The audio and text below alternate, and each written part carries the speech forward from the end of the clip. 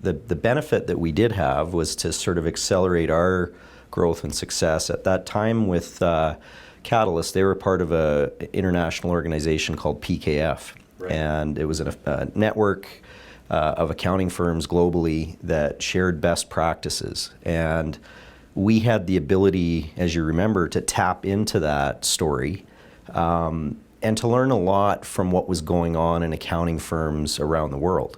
Yep. And we spent in the early stages when we were building a business plan, how do we integrate a wealth management philosophy into an accounting firm.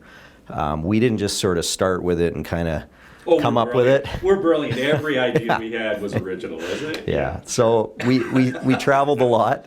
We had some fortunate relationships that we were able to. I think we went to Atlanta and we, different places with firms, large accounting firms in the United States that had success doing this and had been at it for a decade or two, which was really a bit of that light bulb and where my passion for our profession in Canada started to really take shape, and a bit of that calling for me, which was that I felt what was happening in Canada, we were losing a little bit of ground with what was happening around the world.